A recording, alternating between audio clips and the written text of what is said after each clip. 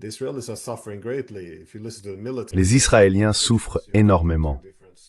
Si vous écoutez les militaires par rapport aux politiciens, vous obtenez souvent deux récits différents parce que les Israéliens ont beaucoup souffert dans la guerre contre le Liban et contre les Palestiniens. Ils seront également, dans une certaine mesure, impliqués en Syrie. Le public à travers l'Europe devient plus inquiet. Vous voyez cela aussi aux États-Unis parce que le génocide semble être un pas de trop. Et les voisins aussi. Je pense que beaucoup d'entre eux calculeraient que s'ils détestent l'Iran plus qu'Israël, alors accepter Israël comme un contrepoids aux Iraniens serait considéré comme acceptable. Mais maintenant que l'équilibre des pouvoirs a été bouleversé, dans quelle mesure garderaient-ils leur posture pacifique envers Israël, maintenant que l'Iran s'est un peu plus éloigné de la région?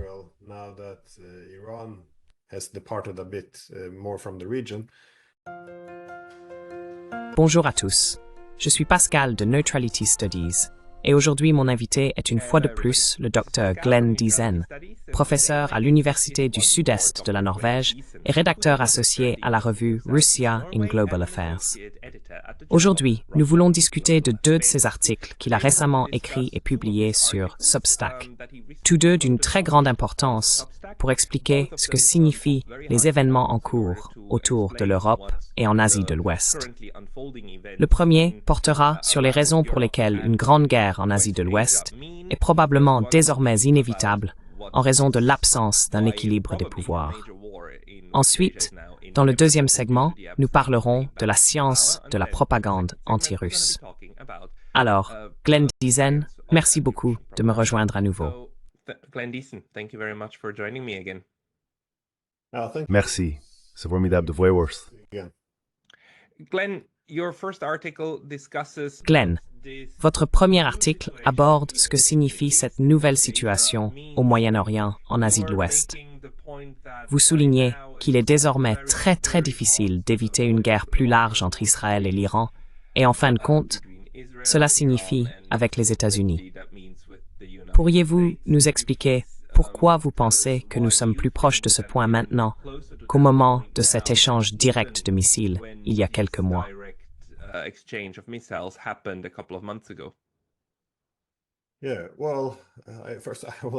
Eh bien, tout d'abord, je l'ai écrit parce que j'étais un peu frustré en ouvrant n'importe quel journal. Le schéma habituel est toujours que la démocratie et la liberté ont triomphé de l'autoritarisme, et c'est le bien contre le mal. Maintenant, les choses seront, la paix est arrivée, ce sera la stabilité. Donc, c'est vraiment un pays imaginaire. Donc, mon principal argument est que l'exact opposé s'est produit. C'est-à-dire que la Syrie a joué un rôle central clé dans le maintien de l'équilibre actuel des pouvoirs.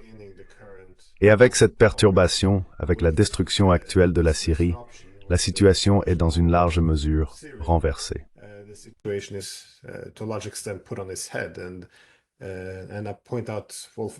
Et je souligne tout d'abord que l'alliance anti-Assad, si vous pensez qu'elle est basée sur la liberté, oui, bien sûr, alors la liberté a peut-être gagné.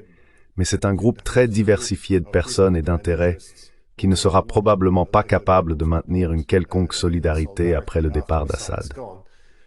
Deuxièmement, les groupes affaiblis, en particulier les Palestiniens, le Hezbollah et l'Iran, ne se retireront pas simplement. Je pense que cette situation deviendra également déstabilisée. Comme nous le voyons maintenant, les Israéliens, bien sûr, lorsqu'ils éliminent tous ces acteurs mineurs ou de taille moyenne, leur principal objectif, la tête de la pieuvre, est toujours l'Iran.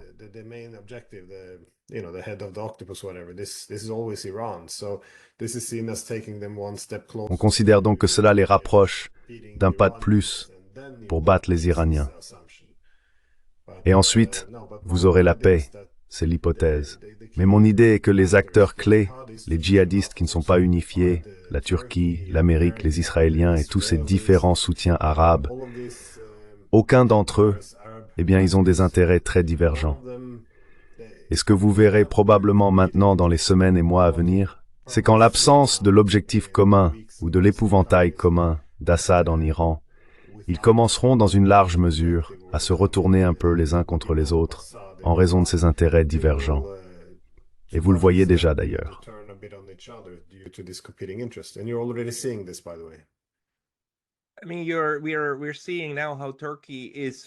Je veux dire, nous voyons maintenant comment la Turquie combat ouvertement les Kurdes, soutenus par les États-Unis, n'est-ce pas, dans le nord-est de la Syrie.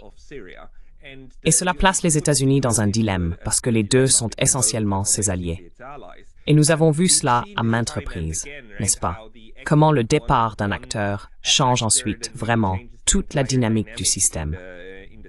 Et la question est alors de savoir si un nouvel équilibre est établi, qui est solide et qui tient, ou si cela encourage maintenant l'un des acteurs à aller beaucoup plus loin.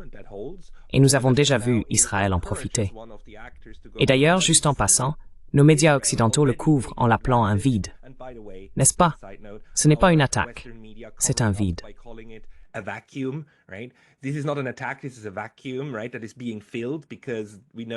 D'accord. Cela se remplit parce que nous savons, grâce à la physique, que c'est ce qui se passe lorsqu'il y a un vide et que l'air entre. Cela le remplit à nouveau. C'est donc un phénomène naturel. Ce n'est pas une invasion, ce n'est pas une attaque illégale. C'est remplir le vide. Je trouve cela encore une fois fascinant. Mais pensez-vous que les forces actuelles, notamment d'Israël et de Turquie, finiront par entrer en conflit direct avec les Kurdes? Ou, eh bien, parce que l'Iran est encore un pays éloigné, n'est-ce pas? De plus, dans les médias, on entend maintenant dire qu'Israël pourrait frapper directement l'Iran parce que la Syrie est hors jeu. Ils oublient qu'il y a encore l'Irak. L'Iran est là. Pouvez-vous en parler?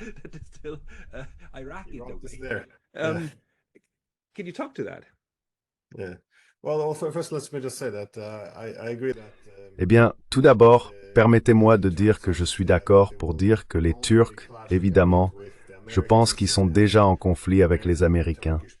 Ils ont donc des groupes proxy américains et turcs qui se battent déjà.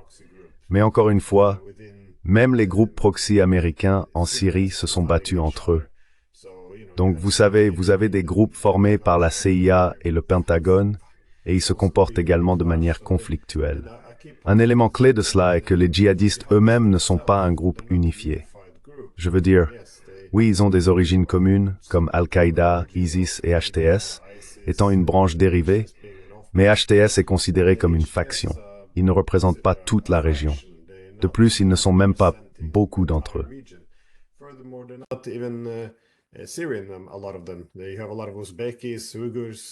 Ils ont beaucoup d'Ouzbeks, d'Ouïghours, et beaucoup qui ne parlent pas arabe. Certains d'entre eux pourraient obtenir la résidence ou la citoyenneté, bien sûr, en raison de leur contribution au combat. Mais ce n'est guère l'opposition syrienne qui a été présentée au public. Et bien sûr, ces djihadistes ne peuvent pas simplement entrer ce groupe djihadiste fracturé et prendre le contrôle de la Syrie laïque, qui a été la plus laïque de la région sans problème majeur. Et bien sûr, je pense que la Turquie croit pouvoir contrôler HTS et les groupes qu'elle soutient à Idlib. Mais maintenant qu'Assad est parti et qu'ils sont en Syrie, je ne pense pas qu'ils puissent dompter cet animal qu'ils ont lâché.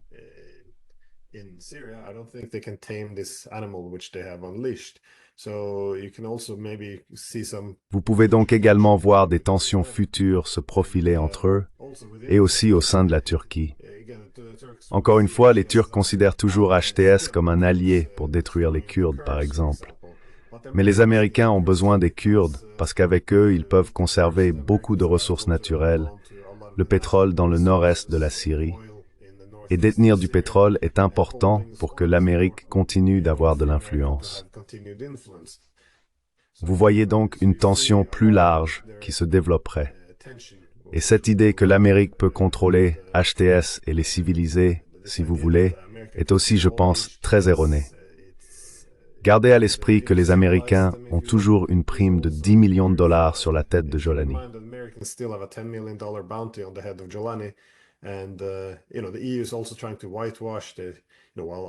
Et l'UME essaie aussi de blanchir cela. Alors qu'Assad était un régime, ces nouveaux coupeurs de tête en Syrie sont apparemment un gouvernement et des autorités, et ils doivent être traités comme très légitimes. Donc nous voyons beaucoup de légitimité être distribuée, et je pense que cela ne va pas durer dans une large mesure. Et je pense que nous pouvons déjà voir la possibilité que cela se propage.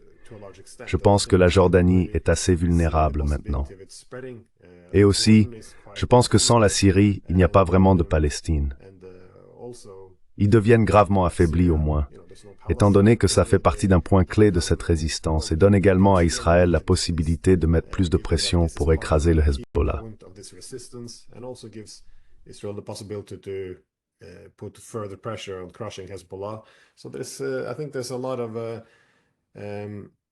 Je pense qu'il y a beaucoup de nouveaux conflits gelés, ou même de petites guerres chaudes, qui vont s'intensifier considérablement avec le temps, maintenant que la Syrie a été détruite.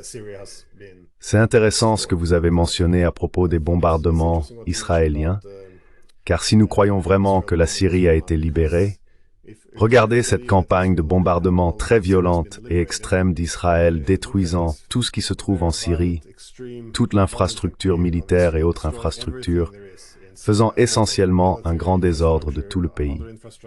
Cela ne coïncide pas vraiment avec le récit selon lequel la paix est arrivée et que maintenant ce sera stable. En effet, on voit cela comme une opportunité de détruire complètement le pays.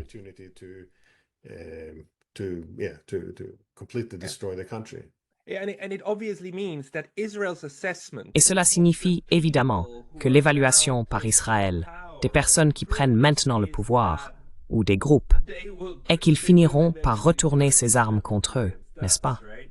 Par conséquent, ils doivent se débarrasser des armes. Il est tout à fait clair qu'Israël ne pense pas que cela constitue militairement un nouvel allié pour eux. Sinon, ils ne détruiraient pas les armes, n'est-ce pas? Ils ne détruiraient pas quelque chose qu'ils savent pouvoir utiliser eux-mêmes ou qui sera utilisé en leur faveur, n'est-ce pas? Donc, ce n'est pas nécessairement quelque chose qui aide Israël. Je veux dire, cela ne les aide qu'à éradiquer la capacité militaire de ce qui vient ensuite.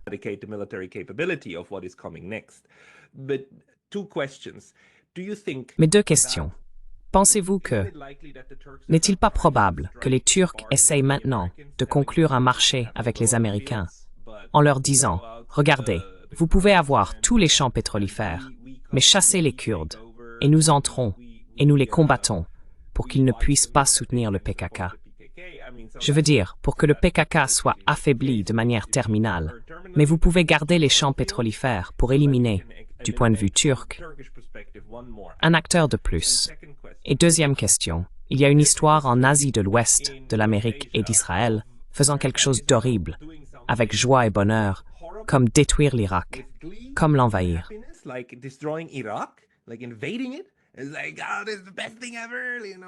C'est comme, oh, c'est la meilleure chose qui soit, vous savez, 7 nations en 5 ans, et des choses comme ça.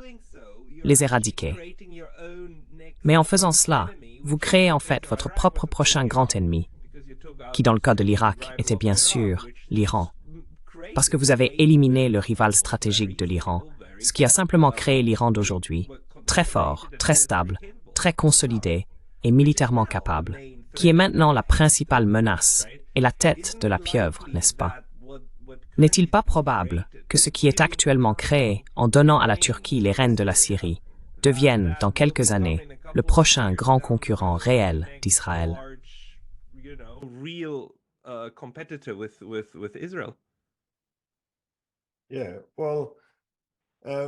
Eh bien, sur le premier point, je pense qu'il est tout à fait raisonnable de supposer que les principaux acteurs essaient de parvenir à un certain type de règlement.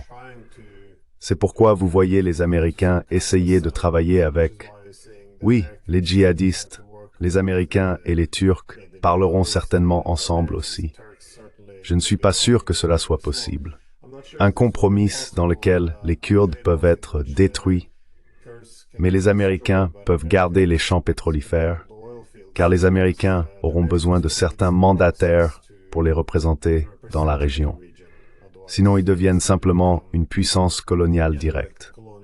Donc je pense que ce sera difficile. Mais d'un autre côté, je pense que les États-Unis doivent également reconnaître qu'ils pourraient être dans une position affaiblie parce que le HTS n'acceptera pas les Kurdes et leur autonomie, surtout dans la mesure où ils contrôlent des ressources vitales.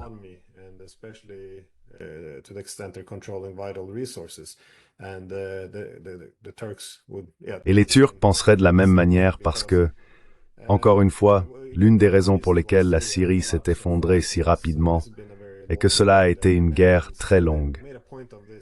Les Américains ont souligné à plusieurs reprises qu'ils contrôleraient les ressources comme source d'influence, tout en bloquant tout le reste en Syrie, pour s'assurer qu'elles finissent dans une pauvreté extrême, de sorte qu'Assad ne puisse essentiellement régner que sur des ruines.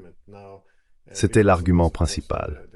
Maintenant, à cause de cela, bien sûr, le pays est devenu affaibli. L'armée s'effondrerait une fois que de meilleures offres se présenteraient. Mais cela soulève aussi la question, dans quelle mesure la Turquie et les djihadistes peuvent-ils accepter que l'Amérique ait cette influence dominante maintenant? Je pense qu'il serait difficile de conclure un accord. Je pense que ce n'est pas impossible. Mais ils ont aussi d'autres intérêts concurrents. Je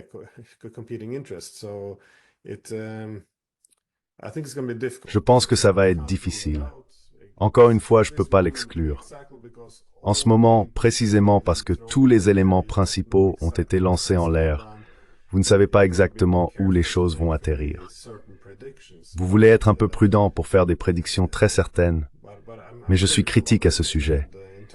Et en termes de conséquences imprévues, évidemment détruire l'Irak a renforcé l'Iran, ce qui montre en quelque sorte une partie de la logique défaillante qu'ils ont souvent aux États-Unis.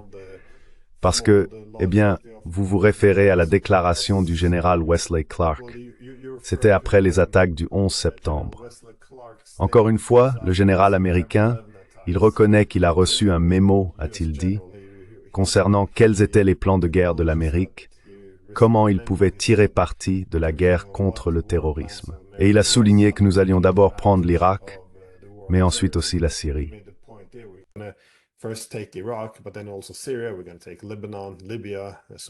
Nous allons prendre le Liban, la Libye, la Somalie, le Soudan et bien sûr enfin l'Iran. Mais une fois que vous avez éliminé les Irakiens, cela renforcera les Iraniens. Donc peu importe dans quel ordre vous éliminez ces pays.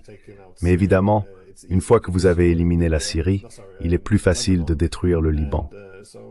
Et donc il y a une certaine logique, mais aussi une logique défaillante là, je pense. Dans ce cas, je pense que la Turquie serait évidemment très renforcée. Encore une fois, je suis un peu critique quant à la mesure dans laquelle ils sont capables de contrôler HTS, mais ils sont une grande puissance, et la contrainte sur leur influence a été gravement affaiblie.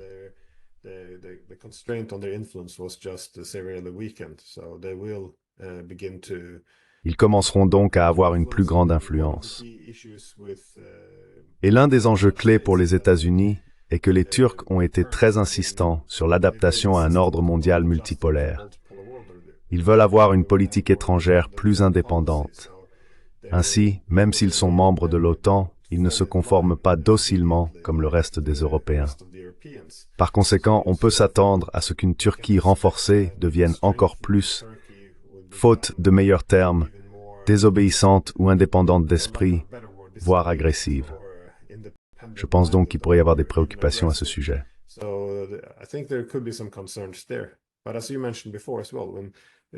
Mais comme vous l'avez mentionné auparavant, lorsque les Turcs envahissent par le nord, les Israéliens envahissent par le sud pour combler le vide, comme on dit. Dans quelle mesure pourrait-il entrer en conflit direct? C'est difficile à dire. Encore une fois, jusqu'à présent, le HTS n'a pas vraiment été disposé à critiquer Israël, même si Israël bombarde leur pays maintenant qu'ils prétendent gouverner. Et les Turcs, je pense, ont été un peu plus fermes dans leur langage contre Israël. Mais encore une fois, qu'est-ce qui est du théâtre et qu'est-ce qui ne l'est pas? Donc je pense qu'en ce moment, il y a beaucoup de gens qui essaient de trouver un nouvel accord ici, mais je vois cela comme peu probable et je m'attends à plus de guerres à venir.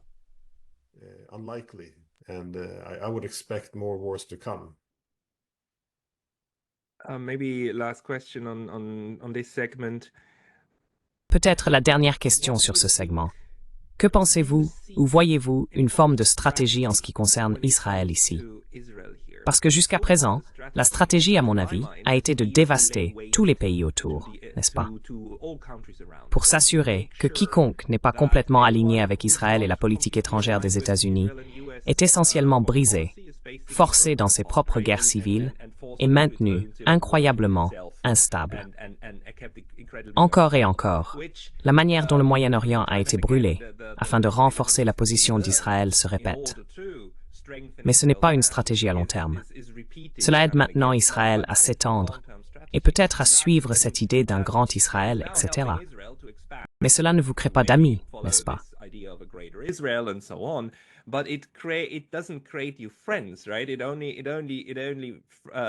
Cela ne fait qu'atomiser vos ennemis ou adversaires. Pour être une nation stable, correcte, bien fonctionnante, prospère à long terme, vous devez en fait vous intégrer dans la région, n'est-ce pas? Et vous devez avoir des amis autour de vous. Et je ne vois pas cela. Je vois juste que quelques pays ne sont pas des ennemis directs. Pensez-vous que cette stratégie d'Israël va changer à l'avenir? Parce qu'il me semble toujours qu'il n'y a pas de plan pour réellement se consolider et se faire des amis autour. Même la Jordanie n'est pas vraiment sur la liste des amis. Elle est juste sur la liste des pays qu'Israël ne veut pas explicitement détruire.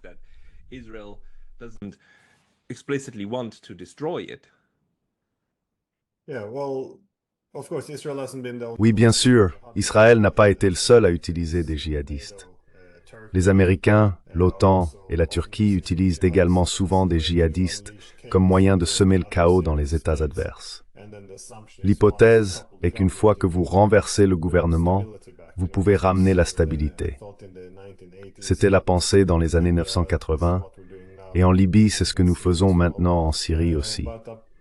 Mais évidemment, amener un État djihadiste au pouvoir en Syrie pourrait ne pas être dans le meilleur intérêt d'Israël.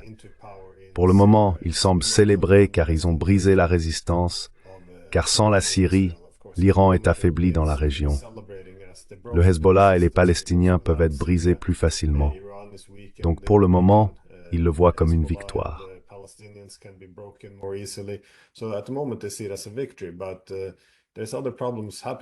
Mais il y a d'autres problèmes qui se posent. Ils ont tendance à définir chaque destruction et affaiblissement des adversaires comme ayant effectivement affaibli leurs opposants et créé plus de chaos, pensant que cela est dans leur intérêt. Mais je pense qu'il se crée beaucoup de problèmes. La Syrie ne sera pas un voisin stable. Bien sûr, cela pourrait légitimer l'utilisation de plus de forces militaires, parce que maintenant, ils ne libèrent pas la Syrie. Maintenant, ils vont y combattre le terrorisme. Donc vous avez des raisons d'occuper plus de territoire. Vous avez des raisons d'utiliser votre force militaire. Mais dans l'ensemble, je pense qu'ils sont devenus très idéologiques en Israël parce que tout semble être traité comme une victoire. Mais les Israéliens souffrent énormément.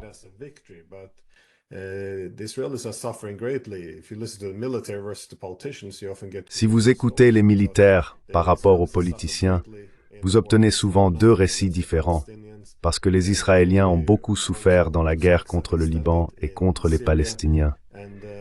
Ils seront également, dans une certaine mesure, impliqués en Syrie. Et comme vous l'avez dit, même pour leurs amis maintenant, il devient très difficile d'être un allié d'Israël. Même les Européens, au moins le public, bien que les gouvernements soient encore très favorables, deviennent plus réticents. Vous voyez cela aussi aux États-Unis, car le génocide semble être un pas de trop, et les voisins aussi.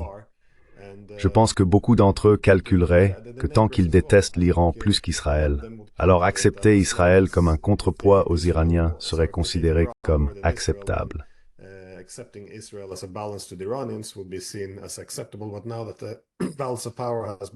Mais maintenant que l'équilibre des pouvoirs a été bouleversé, dans quelle mesure garderont-ils leur posture pacifique envers Israël, maintenant que l'Iran s'est un peu éloigné de la région? Vous pouvez donc voir plus d'hostilité à l'avenir, non seulement de la part de la Turquie, mais probablement aussi de l'Égypte. Et vous avez mentionné la Jordanie. Je pense que c'est important aussi. Gardez à l'esprit que la moitié de la population là-bas est d'origine palestinienne, et ils ont une position très étrange envers Israël. Car d'une part, le gouvernement travaille avec Israël et les États-Unis. Ils ont aidé à déstabiliser la Syrie au cours de la dernière décennie ou plus. Cela fait maintenant 14 ans. Mais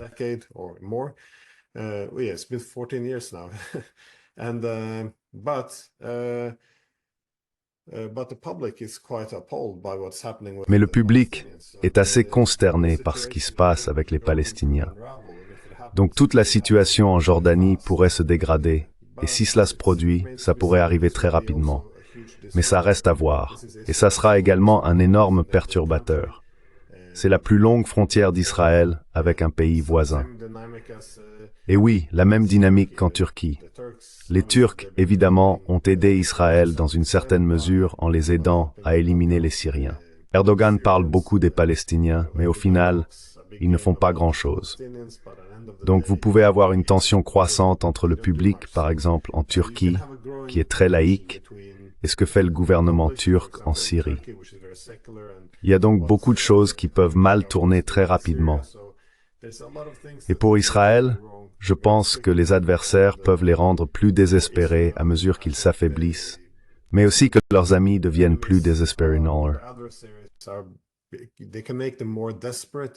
As they become weakened, but also they're getting, but also their friends are getting more apprehensive about backing them. And within Israel, you have plus réticents à les soutenir. Et en Israël, il y a des tensions internes croissantes. Vous avez une armée israélienne épuisée, et tout repose sur l'idée que, vous savez, s'ils peuvent juste arriver à la prochaine guerre et éliminer l'Iran, par exemple, alors tout ira bien. Nous devons juste faire venir les Américains. Mais ensuite, bien sûr, vous avez les Chinois et les Russes qui n'aimeraient pas voir l'Iran tomber. Donc, cela s'emballe un peu rapidement, hors de contrôle.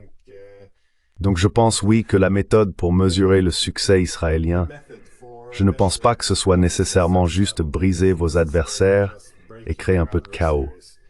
Je pense qu'ils devraient utiliser une méthodologie différente.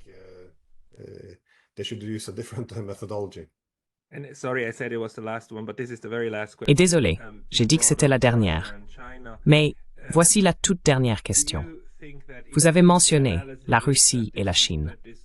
Pensez-vous que si l'analyse est que cette guerre plus large avec l'Iran est désormais inévitable, la Russie et la Chine resteraient en retrait? Ou pourraient-elles rendre l'appareil aux États-Unis pour ce que les États-Unis ont fait à la Russie en Ukraine et simplement mener une guerre par procuration ensemble avec l'Iran, en Iran, contre les États-Unis ou contre ses forces au Moyen-Orient, probablement principalement de manière cinétique avec la Russie.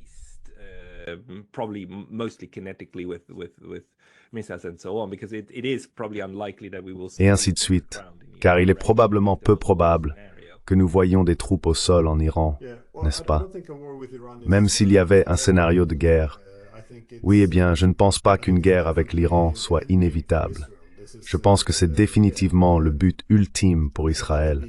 C'est la tête de la bête qu'ils voient, qu'ils doivent couper, et ils ont besoin des Américains pour le faire. Mais dans quelle mesure ils réussiront à déclencher une telle guerre? Cela reste incertain. Mais je pense que dans le reste de la région, il y a trop de pièces qui ont été lancées en l'air et qui ne s'assembleront pas. Donc je pense qu'une guerre plus large viendra certainement, mais elle n'a pas nécessairement à être entre Israël et l'Iran. Mais bien sûr, c'est une possibilité croissante. Si bien sûr les Américains soutiennent Israël dans une attaque contre l'Iran, je pense que c'est certain, pour de nombreuses raisons.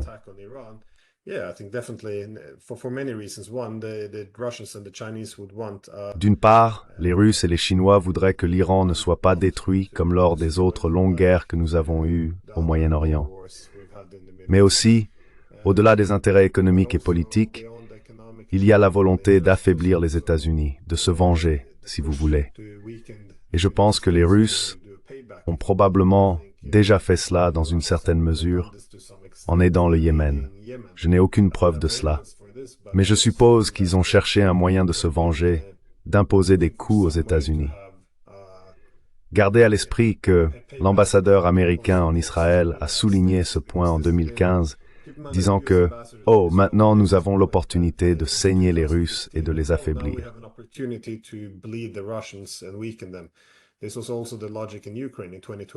C'était aussi la logique en Ukraine en 2022. Pourquoi les Américains ont-ils saboté l'accord de paix entre l'Ukraine et la Russie? Eh bien, pourquoi voudriez-vous une fin rapide à la guerre? C'est une occasion de saigner les Russes. Donc c'est toujours cette idée que vous saignez progressivement vos adversaires, ce qui est arrivé à la Syrie d'ailleurs. Et donc, je pense que les Chinois et les Russes aimeraient rendre l'appareil aux États-Unis s'ils en avaient l'occasion. Mais au-delà de la vengeance, je pense aussi qu'il y a un intérêt stratégique à les maintenir en activité. Mais au-delà de cela, oui, ce serait l'Iran. Je pense que pour la Syrie, les Russes cherchent à limiter leurs pertes et à remettre le désordre aux États-Unis et à leurs alliés.